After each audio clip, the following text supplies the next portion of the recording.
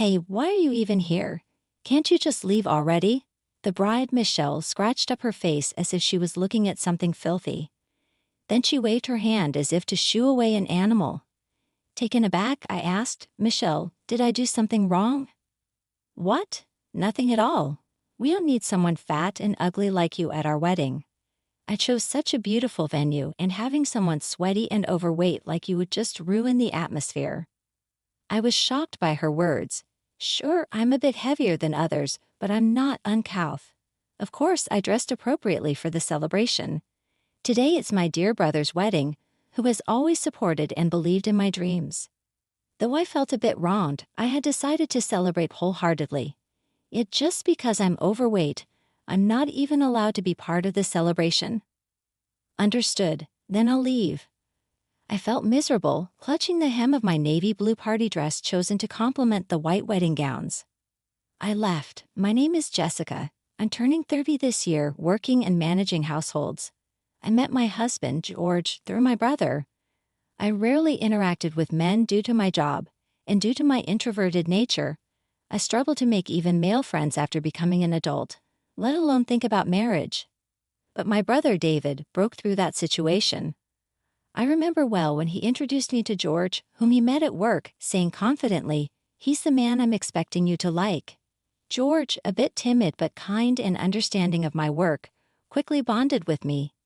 Naturally, after dating for a year, marriage was the next step. Thus, my brother was like a Cupid for our relationship. However, his own love life wasn't as fortunate. Even after I got married, he remained single, devoted to his work. He always said it was just a lack of good encounters or timing, but that's just David for you. In some ways, inefficient but a kind, reliable person who looks after others yet becomes careless when it's about himself. It was worrying to see. I remember when I was contemplating my current job, he said, then I'd be thrilled to support Jessica, and promptly decided on his employment. He had his own dreams and desires, yet he quickly chose to support me when he heard I was struggling. Thanks to him stepping into the industry first, I've been able to continue my dream job even after marrying and having children. Not just marriage, my brother is a lifesaver in my life. So when I heard he was thinking of getting married, I was naturally surprised. Wait, David has a fiancée. What? Is that bad? Not at all. I'm really happy. I shouted excitedly at my brother, who was scratching his head in embarrassment, then quickly covered my mouth, lowering my voice. What's she like? Someone from the industry? No, a friend introduced us. I think she works at a bank or something. Wow, a hardworking woman. That's great. Who would have thought David would actually settle down? Hey, what's that supposed to mean? Anyway, I'm bringing her home this Sunday. Want to come and meet her? You seem eager. Really, then maybe I'll leave May with George and come home too. May is probably about to forget what mom looks like. Stop it. I do rely a lot on George, though. She's the woman my brother chose. I had always thought she must be a kind, positive woman who cares about others. But that expectation was betrayed in a way I never imagined. Michelle, I've been dating David with the intention of marriage for the past 6 months. Thank you so much for inviting me to your family gathering, she said as she greeted us. My brother's fiancée was a beautiful woman with a somewhat sharp impression. She glanced at our family with a piercing gaze and then smiled at our parents. Did she just look at me with a cold eye, or is it just my imagination? I tried to dress neatly and simply, not too fancy, as I was meeting the woman who might become my sister-in-law. Did I do something wrong? While I was nervously checking my outfit, my brother, noticing everyone's tension, laughed loudly to lighten the mood. Come on, Michelle, don't be so formal.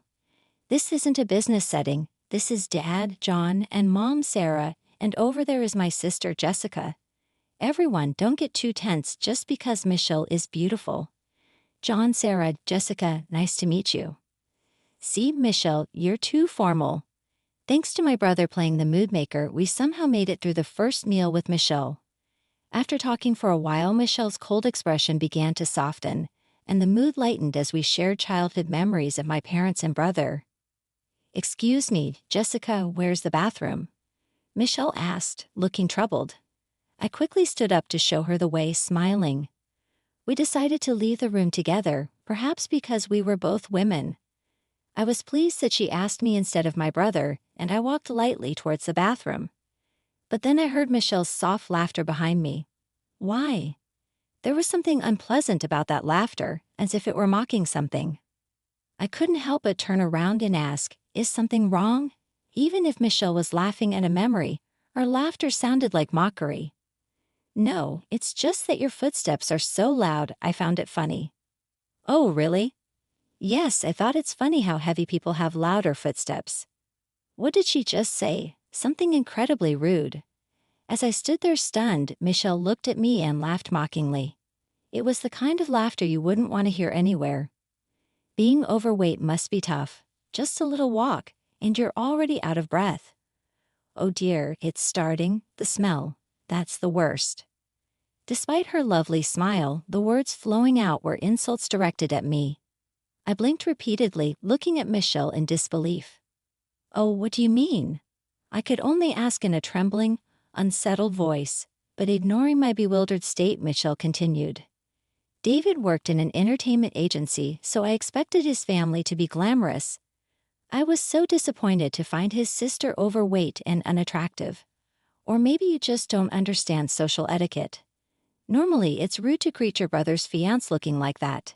You must have been too busy thinking about food to realize that the bathroom is over there.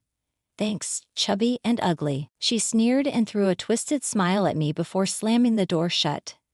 Left alone in the hallway, I was stunned, replaying Michelle's words in my mind. Fat, ugly, and lacking common sense. I couldn't believe such harsh words came from Michelle, who had been having pleasant conversations with my family just moments ago. Sure, I might be a bit larger than others, and compared to the stylish Michelle, I might even weigh twice as much. But that's due to my body type, which easily gains weight even with little food. I take extra care to stay clean, and I'm sure I don't have the body odor Michelle mentioned. Still, being insulted about my body shape to my face was quite a shock. I involuntarily hugged myself and looked down. What's wrong? My brother asked. Maybe he noticed we've been talking in the hallway for a while. Should I tell him about Michelle's cruel words? No, I can't. I can't tell my happily smiling brother that his fiancé said unbearable things to me. I bit my lip and said, it's nothing, just some girl talk. From then on, whenever Michelle and I were alone, she would berate me with insults about my looks and weight. But she only did this when we were alone. In front of others, especially my brother and the rest of the family, she never uttered such words in public. She played the role of a kind sister-in-law towards me. As a result, my brother and the rest of the family seemed to think Michelle and I had become close. The engagement proceeded smoothly, and the only event left was the wedding. There were concerns about Michelle's attitude towards me, but otherwise she was perfect. My brother, who had always worked for others, was finally doing something for himself. I genuinely wanted to support that. I decided to do everything a family member could do to help with the wedding. I struggled with unfamiliar tasks like practicing the surprise entertainment for the ceremony and creating a welcome board. Certainly, here's the text punctuated and formatted into short paragraphs. But I persevered, thinking it was all for my brother's happy memories. Then came the wedding day, dressed in a navy blue dress chosen to complement the white wedding gown. I was eagerly preparing my daughter, Em, who was being looked after by the staff as she practiced being the flower girl. My parents were already taking numerous photos of her adorable antics, so she should be fine for a while. As for me, I was busy running around for the final rehearsal of the entertainment. I was being called here and there. It's different from my usual work, so I was inevitably flustered. My place is here, and then there is the MC check. Even George, who usually works behind the scenes, was hurrying around in his suit. We were allowed into the venue early as family, and watching it being decorated, I found myself strangely hoping for a good ceremony, even forgetting the conflict with Michelle for a moment. In the midst of finalizing the entertainment details, I was trying to call George, who was nowhere to be seen. When Michelle called me from behind, she seemed desperate, either in the middle of fitting her dress or doing her makeup. I rushed over, thinking there might be some trouble, and was pulled into a dressing room. "Why are you here?" was the first thing she said. "Oh, why? Well, whatever. Can you just leave?" I asked Michelle, confused. Leave? Did I do something wrong? Something wrong? There's nothing. We don't need someone fat and ugly like you at our wedding. We chose a beautiful venue, and someone sweaty and fat like you would just ruin the atmosphere. Then she gestured dismissively, as if shooing away an animal. It's true. I might be a bit disheveled from hurrying around for the final entertainment check, but I intended to tidy it up before the ceremony starts. I'm certainly not in an unclean state to be called sweaty. However, according to Michelle, no matter how much I dressed up, it wouldn't matter because my old, overweight, and unattractive presence would only make the wedding unpleasant. Anyway, having someone like you here would be the worst. Just leave quickly. If other guests see you, I can't believe you're part of the new family, and you didn't even have the decency to stay away from the wedding. Even a real pig would have more sense. Her torrent of insults made my head go cold. I put my mobile phone back in my handbag. My mind bewildered, I understood. Then I left. After walking a bit, I got into a taxi and decided to go home. I felt miserably close to tears as I walked, but I desperately held them back. So, with unsteady feet, I made it back home. Sitting on the sofa without even taking off my stockings, I stared blankly at the clock, which showed the time when the wedding was supposed to start. Come to think of it, I left without saying anything to George or my brother. And should be fine with Mom and the others, but I really should say something to George. As I was pondering what to say, reaching for my mobile phone from my handbag, it suddenly rang loudly. Startled, I dropped the phone. When I picked it up, I saw Michelle's name on the display. Why Michelle? Maybe my brother was using Michelle's phone, I thought as I tapped the answer button. Come back right now, screamed Michelle's voice. Huh? But she kept ranting about coming back. I couldn't understand her hysterical shouting, performing and saying it was all a lie. What do you mean? You told me to leave, Michelle, right? Yes, that's not what I meant. Interrupting her incomprehensible words, I heard my brother's voice asking, Jessica, David, oh sorry, there was some trouble, and I'm at home. Yeah, I know, Michelle told you to leave, right? You knew? Yes, George and I heard everything Michelle said to you. This is what my brother told me. After that, it turned out that when Michelle had called me, I was trying to call George, who was in the same venue. My mobile phone was still on when Michelle started her tirade, and a call had connected with George. Shocked by the harsh words Michelle was spewing, George had quickly alerted my brother. They both heard everything, Michelle's vile words and my lifeless responses through the phone. George acted swiftly, realizing the person being insulted was his wife.